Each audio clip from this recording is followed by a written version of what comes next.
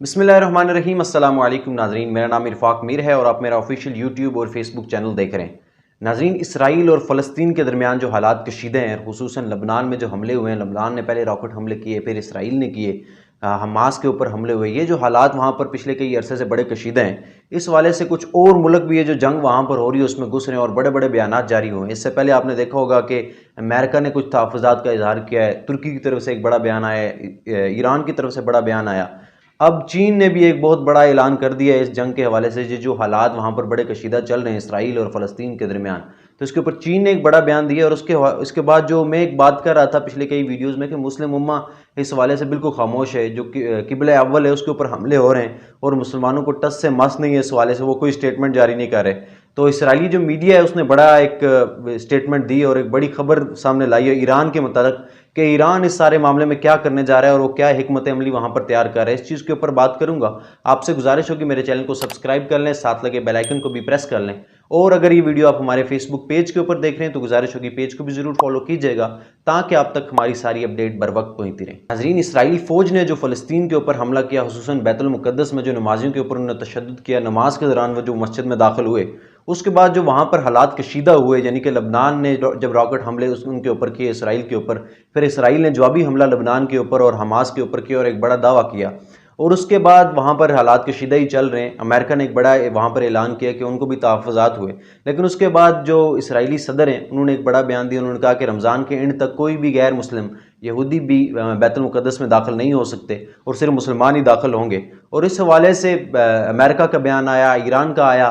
ترکی نے بیان دیا، طیب اردگان صاحب نے تحفظات کا اظہار کیا، لیکن ایک بڑا بیان، کیونکہ چین ایک بڑا سپر پاور ملک ہے، امریکہ کے بعد اس بڑی طاقت چین کو مانا جاتا ہے اور معاشی طور پر بھی وہ پہلے نمبر پر جانے کی کوشش کر رہے ہیں، انہوں نے ایک بڑا بیان جاری کر دیا ہے اور انہوں نے کہا ہے کہ فلسطین اور اسرائیل میں جو حالات بڑے کشیدہ چل رہے ہیں اس کے اوپر انہوں نے تحفظات کا اظہار کیا، اور انہوں نے کہا کہ یہ جو سارے معاملات چل رہے ہیں اس کے اوپر چین ثالثی کا اظہار جو کردار ہے وہ ادا کرنے کو تیار ہے، اور اسرائیلی جو وفد ہے اس سے بھی ملاقات کرنے کو تیار ہیں، فلسطینی بھی وفد سے ملاقات کریں گے، اور یہ مذاکرات ہونے چاہیے۔ یہ جو جنگ کسی بھی مسئلے کا حل نہیں ہے، یہاں پر مذاکرات کے لیے چین آگے بڑھ رہا ہے، اور چینی جو وزارت خارجہ ہے انہوں نے رابطہ کیا، جو اسرائیلی جتنے میں وفد ہے اس سے بھی جو ٹیلی فونک رابطہ کیا الگ الگ، اور جو چینی وزیر خارجہ ہیں انہوں نے ایک بڑی سٹیٹمنٹ دی، انہوں نے کہا کہ میں نے بات کی ہے اسرائیلی بھی جتنے بھی اعلیٰ عہدیداران ہیں ان سے بھی، اور فلسطین سے بھی علیحدہ علیحدہ فون کالر کے اوپر بات کی، انہوں نے کہا کہ ہم اس کردار کو ادا کرنے کے لیے تیار ہیں، اور دو ریاستی حل کے اوپر انہوں نے کہا کہ ہم بات کریں گے، اگر اس کے اوپر آپ نہیں مانتے تو اس کے بعد ہمارے پاس کوئی بھی حل نہیں ہے۔ یہ جو انہوں نے ایک شرط رکھی ہوئی ہے کہ دو ریاستی حل ہوگا، کہ ایک بارڈر لائن ہے اس کے اوپر آپ ہر بندہ اپنی حدود پہ رہے گا، تو اس کے اوپر ہم ثالثی کے ادھار کا، اور چین کا ایک بڑا کردار اس حوالے سے بھی آپ کو میں بتاتا چلوں کہ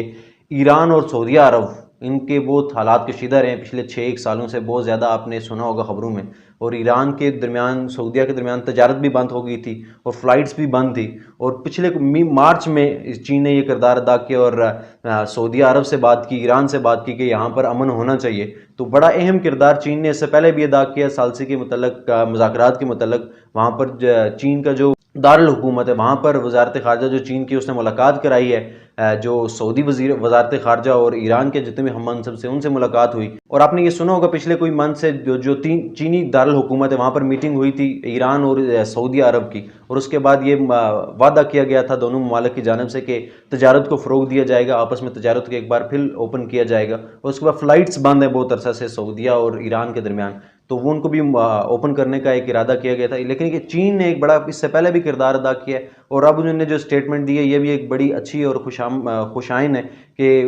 مشرق میں امن کے لیے وہ بڑا ایک کردار ادا کر رہے ہیں، ایک بڑا ملک ہونے کا وہ ثبوت دے رہے ہیں۔ اور اس کے بعد اسرائیلی میڈیا نے ایک بڑا دعویٰ کیا ہے جی، انہوں نے کہا ہے کہ ایران اس والے سے بڑی اسٹریٹجی بنا رہا ہے، اور ایران جو یہ اسرائیلی ایک میڈیا بڑی میڈیا رپورٹ ہے اور انٹیلیجنس ایجنسیز کا وہ حوالہ دے کے یہ بات کریں کہ ایران اس وقت اسٹریٹجی بنا رہا ہے، بلاگ بنا رہا ہے اسرائیل کے اگینسٹ، سارے مسلم ممالک کو وہ اکٹھا کرنا چاہ رہا ہے۔ وزیر اعظم شہباز شریف صاحب سے بھی بات کی تھی اور ترکی سے بھی بات کی تھی کہ اسرائیل کو منہ توڑ جواب دینا چاہیے، تو اسرائیلی میڈیا نے دعویٰ کیا ہے کہ ایران بڑا کردار ادا کر رہا ہے، وہ سارے مسلم ممالک کو اکٹھا کرنے کی کوشش کر رہا ہے کہ اسرائیل کو منہ توڑ جواب دیا جائے، اور اس سے پہلے بھی جو اسرائیل ہے وہ اس کے